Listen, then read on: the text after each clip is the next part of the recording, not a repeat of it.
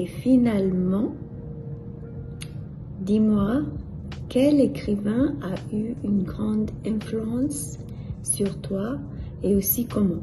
Écoute, des auteurs qui m'ont marqué, il y en a plus d'un. Mais si je dois en retenir un absolument, ce sera Hermann Hesse, l'auteur de Siddhartha. Alors, on m'a offert cette copie quand j'avais 14 ans.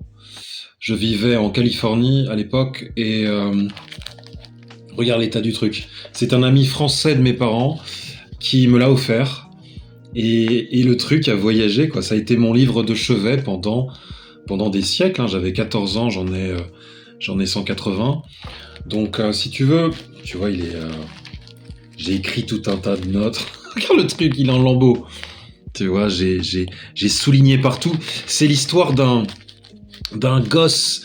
Une histoire comme je les aime, hein, un roman initiatique, l'histoire d'un gosse né dans les hauteurs. Hein. Il est né au sommet de la pyramide, mais il se fait chier comme un rat mort au sommet de la pyramide. Il en a fait le tour et il décide de redescendre. C'est une image, hein. Ça ne se passe pas en Égypte, mais en Inde. Il redescend, si tu veux, de son perchoir pour mieux appréhender le monde avec tous les risques que cela comporte.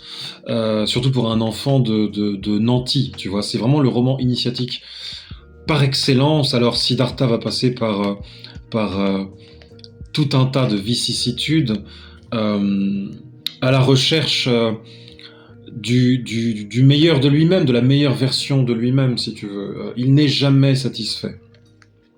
Ça peut être très embarrassant, très, très handicapant, voire même de ne jamais être satisfait de soi, mais dans ce cas de figure, c'est tout autre parce que son insatisfaction le pousse à se transcender. Et ça, c'est un thème qui me fascine, la transcendance, tu vois. C'est surpasser sa condition initiale. Euh, Pas sociale, hein. Socialement, il est là-haut.